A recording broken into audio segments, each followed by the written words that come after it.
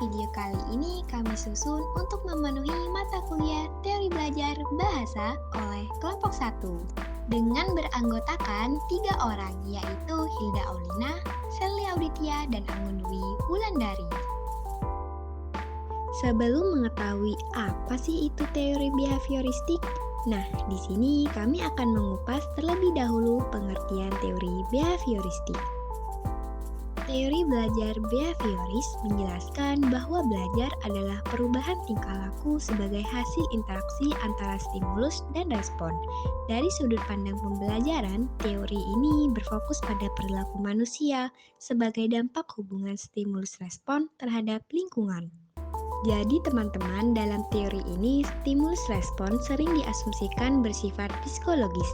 Artinya, perilaku manusia dikendalikan oleh penghargaan atau reward dan penguatan dari lingkungan.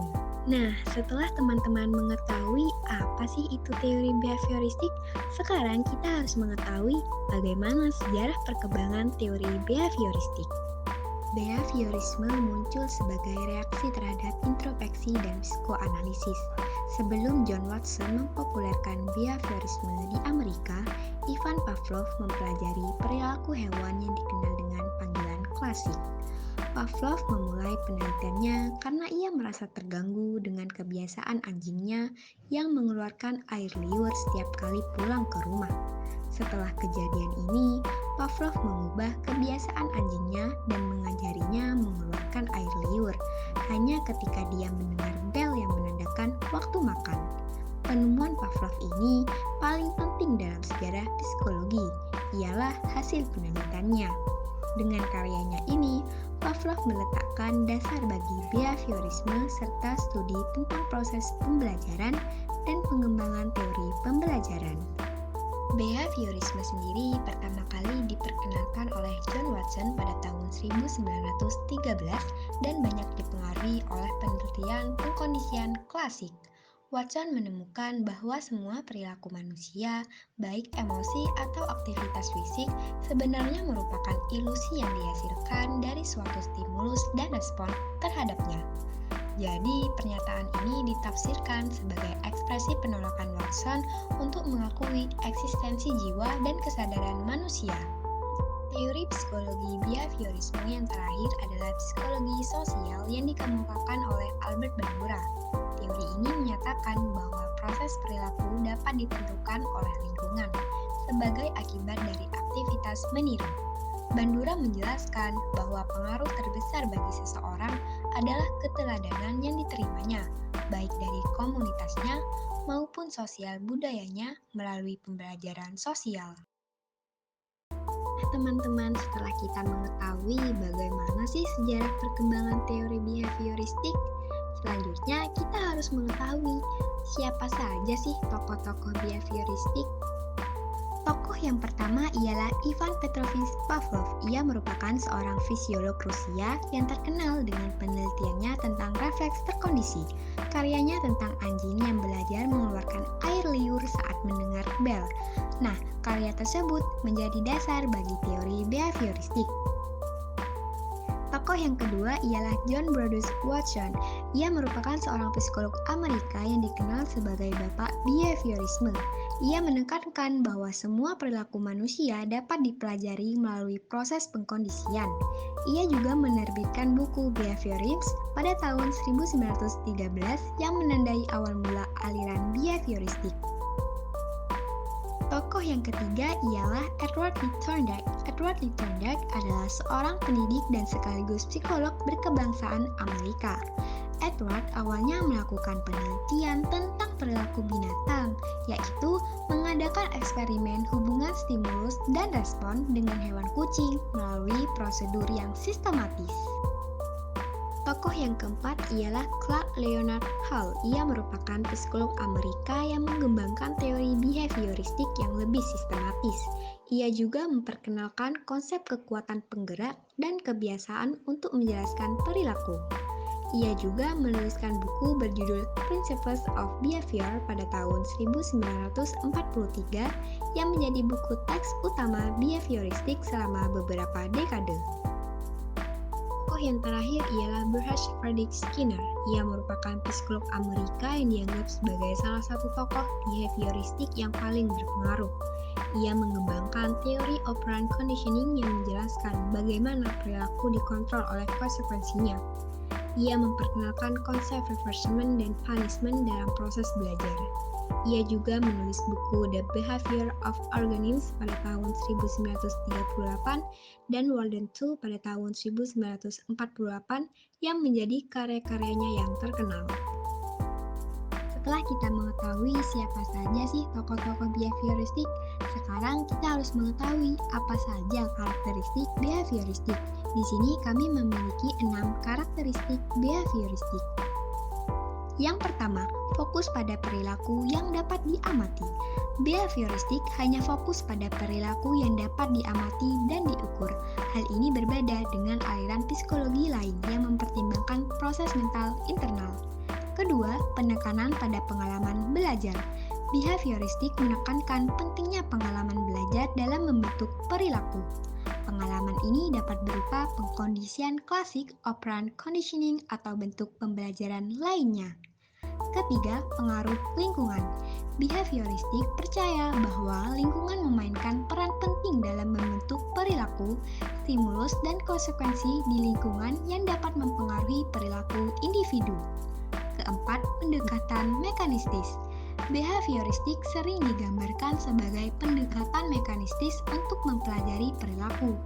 Hal ini karena behavioristik fokus pada hubungan stimulus dan respon, dan juga mengabaikan proses mental internal. Kelima, penggunaan metode ilmiah. Behavioristik menggunakan metode ilmiah untuk mempelajari perilaku. Para behavioris melakukan penelitian untuk mempelajari bagaimana perilaku dipelajari dan dimodifikasi. Keenam, penerapan praktis.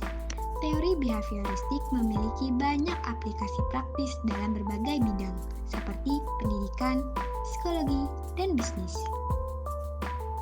Setelah kita mengetahui apa saja sih karakteristik behavioristik, sekarang kita juga harus mengetahui apa saja faktor-faktor penunjang teori belajar bahasa behaviorisme. Yang pertama, faktor yang mempengaruhi pembelajaran bahasa dilihat sebagai hubungan model stimulus-respon. Setiap ujaran merupakan stimulus yang memerlukan respon balik, baik verbal maupun nonverbal. Menurut Skinner, tindak bahasa hanya bisa dipelajari melalui observasi pada lingkungan sekitar pengguna bahasa, yakni dengan meneliti faktor-faktor eksternal. Salah satu faktor eksternal penting adalah frekuensi atau seringnya suatu ujaran didengar dalam proses pembelajarannya. Semakin sering suatu kata atau struktur diperdengarkan kepada anak, semakin cepat anak itu menguasai kata atau struktur itu. Faktor yang kedua yang penting dalam pembelajaran bahasa adalah imitasi atau peniruan. Pembelajaran bahasa hanya berjalan baik apabila anak-anak banyak meniru bahasa orang dewasa di sekitarnya. Tanpa ada yang ditiru, anak-anak tidak akan menguasai bahasa apapun. Faktor ketiga ialah reinforcement, yakni kebiasaan yang terbentuk karena dari berbagai pilihan dalam bentuk mencoba dan gagal atas suatu stimulus. Akhirnya ditemukan cara yang membuat putusan menjadi selalu benar. Dalam pembelajaran bahasa ini bisa dilakukan dengan cara mengoreksi kesalahan berbahasa anak-anak oleh orang tua. Apabila anak menghasilkan ujaran yang benar, sang anak diberi sanjungan sebagai hadiah. Kebiasaan yang menghasilkan ujaran yang lebih banyak benarnya akan diulang untuk kesempatan berikutnya, hingga terbentuk kebiasaan untuk mengujarkan yang benar saja dan meninggalkan ujaran yang tidak gramatikal. Lalu, bagaimana langkah penerapan teori behavioristik dalam pembelajaran? Yang pertama, guru hendaknya paham tentang jenis stimulus apa yang tepat untuk diberikan kepada siswa. Kedua, guru juga mengerti tentang jenis respon apa yang akan muncul pada diri siswa. Ketiga, untuk mengetahui apakah respon yang ditunjukkan siswa benar-benar sesuai dengan apa yang diharapkan, maka guru harus mampu menetapkan bahwa respon itu dapat diamati. Respon yang ditunjukkan oleh siswa dapat pula diukur. Respon yang diperlihatkan siswa hendaknya dapat dinyatakan secara eksplisit atau jelas kebermaknaannya. Agar respon itu dapat senantiasa terus terjadi atau setia dalam ingatan atau tingkah laku siswa, maka diperlukan sekali adanya semacam hadiah. Dan rencana strategi pembelajaran yang dapat dilakukan oleh guru terhadap kondisi materi pembelajaran yang sebagian besar siswa sudah mengetahuinya. Materi ini bisa dilakukan pembelajaran dalam bentuk kokurikuler, yaitu siswa diminta untuk menelaah dan membahas di rumah atau dalam kelompok belajar, lalu diminta melaporkan hasil diskusi kelompok dimaksud. Sedangkan terhadap sebagian besar pokok materi pembelajaran yang tidak dan belum diketahui oleh siswa, pada pokok materi inilah yang akan dibelajarkan secara penuh di dalam kelas. Sedangkan langkah umum yang dapat dilakukan oleh guru dalam menerapkan teori behaviorisme dalam proses pembelajaran. Yang pertama, mengidentifikasi tujuan pembelajaran. Kedua, melakukan analisis pembelajaran. Ketiga, mengidentifikasi karakteristik dan kemampuan awal pembelajar. Keempat, menentukan indikator-indikator keberhasilan belajar. Kelima, mengembangkan bahan ajar atau pokok bahasan, topik, dan lain-lain. Keenam, mengembangkan strategi pembelajaran, yaitu kegiatan, metode, media, dan waktu. Ketujuh, mengamati stimulus yang mungkin dapat diberikan, seperti latihan, tugas, tes, dan sejenisnya. Kelapan, mengamati dan menganalisis respon pembelajar. 9. Memberikan penguatan reinforcement, baik positif maupun negatif, serta yang ke-10, merevisi kegiatan pembelajaran. Nah, teman-teman, itulah paparan teori belajar bahasa dari kelompok 1.